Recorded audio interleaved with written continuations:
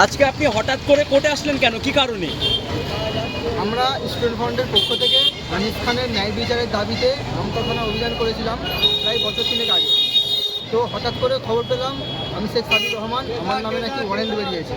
আমরা অবাক হলাম, যারা আনিস খানকে খুন করে চলে গেল তারা এখনও খোলা আকাশের নিচে বহাল তবিয়তে ঘুরে বেড়াচ্ছে, অথচ আমাদের মতো যারা ছাত্র যুব যারা আনিস খানের ন্যায় বিচারের দাবিতে রাস্তায় নেমেছিল তাদের নামে মিথ্যা কেস দিয়েছে আমতা থানার প্রশাসন। তাই আমার নামে ওয়ারেন্ট বেরিয়েছিল, আমি মিডিয়া কোর্টে এসে জামিন নিলাম আজকে। তাহলে কি আপনাকে পুলিশ মন্ত্রী ভয় পাচ্ছে? পুলিশ মন্ত্রী ভয় পাচ্ছে কি জানি না, তবে রাজ্য সরকার চাই আমরা কোনো রকম অন্যায়ের প্রতিবাদ না করি। রাজ্য সরকার চাই রাজ্যে একের পর এক ছাত্র যুব হত্যা হোক, ছাত্র সমাজ শিক্ষিত সমাজ তারা চুপচাপ থাকুক, তারা কোনো প্রকার আন্দোলন না করুক, অত্যাচারের বিরুদ্ধে কথা না বলুক, এটা বর্তমান পশ্চিমবঙ্গের পুলিশ মন্ত্রী চাই। কিন্তু মমতা ব্যানার্জিকে জানিয়ে দিই আমরা স্টুডেন্ট ফ্রন্ট সর্বপ্রকার অন্যায়ের বিরুদ্ধে রুখে দাঁড়াবো। আপনার নামে মিথ্যে মামলা হয়েছে, আপনি কি কোথাও ভয় পাচ্ছেন? না, ভয় পেলে তো এখানে দাঁড়িয়ে আর বাইক দিতাম না, আমি হয়তো লুকিয়ে লুকিয়ে বেড়াতাম।